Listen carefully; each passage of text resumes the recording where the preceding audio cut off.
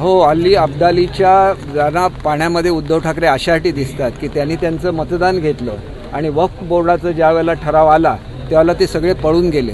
त्याच्यामुळे त्यांना आता सगळेजण शोधतायत महाराष्ट्रामध्ये की कुठे गेले. आमची मतं घेऊन निवडून आले, तुम्हाला हिंदूंनी तर मतं नाही दिली, तुम्हाला आम्ही मतं दिली ना, मग आमचा ज्यावेळेला वक्फ बोर्डाचा ठराव आला त्यावेळेला तुमचे का नाहीत, याचा उत्तर मागण्यासाठी सगळे लोक त्यांना शोधतात आणि त्याच्यामुळे पाण्यात त्यांना ते दिसतात असं मला वाटतं.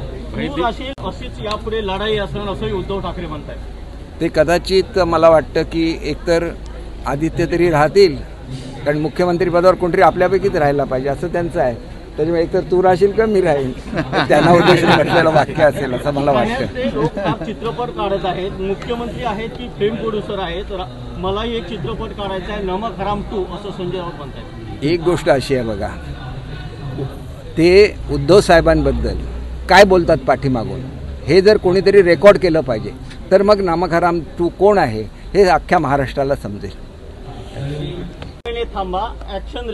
ॲक्शन रिॲक्शन काय ते आधी मुसलमान लोक तुम्हाला शोधतायत, त्यांना आधी उत्तरं द्या. तुम्ही कशाला गैरहजर राहिला. त्यांना बघा, एका पेटीमध्ये 900 मतदार असले तर 9 मतं आम्हाला आणि 891 मतं तुम्हाला दिली. आता ते तुम्हाला शोधतायत आणि तुम्हाला ते सोडणार नाहीत. मी तुम्हाला नेते आहेत का ॲक्शनला रिॲक्शन मिळेल असं म्हणतात, पुढचे 2 महिने थांबा संजय राऊत. हे बघा, मला एक सांगायचं आहे की राज ठाकरे साहेब आले की लाखो लोक जमतात, तुमच्या ह्याला हजारात जमतात, हा फरक असतो. शेवटी राज ठाकरे साहेबांचे किती आमदार आहेत ह्याला महत्त्वाचं नाही आहे. राज ठाकरे साहेब हे लोकनेते आहेत, त्यांना ऐकण्यासाठी लोक येतात. त्यांच्या विचाराने एखादं, आता बघा ते मुख्यमंत्री महोदयांकडे एवढे विषय घेऊन गेले, सगळे विषय सुटले कारण ते राज ठाकरे आहेत. तर दुसऱ्या कोणाला हा रिस्पॉन्स मिळू शकतो का.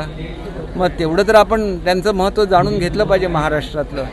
केवळ पहिल्याच ह्याच्यामध्ये 20पेक्षा जास्त आमदार त्यांनी निवडून आणलेले, 12 आमदार निवडून आणलेले होते, हे विसरून चालणार नाही.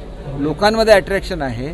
संघटनेच्या बांधणीमध्ये आपल्याला माहिती आहे की संघटनेच्या बांधणीमध्ये कुठेतरी कमी जास्त होतं किंवा लोकांच्या मतदानामध्ये कमी जास्त होतं.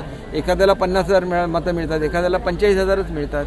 याचा अर्थ काय त्याचा पराभव झाला असं म्हणण्याचं कारण नाही. 45,000 मतदार त्याने का दिले? 45,000 मतं राज ठाकरेंच्या विचारामुळे दिले ना. असं कोणाचा कमीपणा करू नका. हे महाराष्ट्राच्या ख्यातीला न शोभणार. संजयकडून उद्धव ठाकरेंच्या ताफ्यावरती सेनफेक आणि टोमॅटो नारळफेक करण्यात आली, असं बघताय? नाही बघा, हा इंटरनल मामला आहे दोघांचा.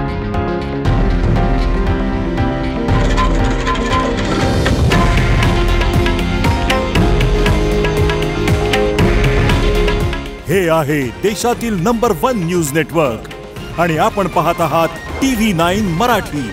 काळजी तुमची, हित महाराष्ट्राचं.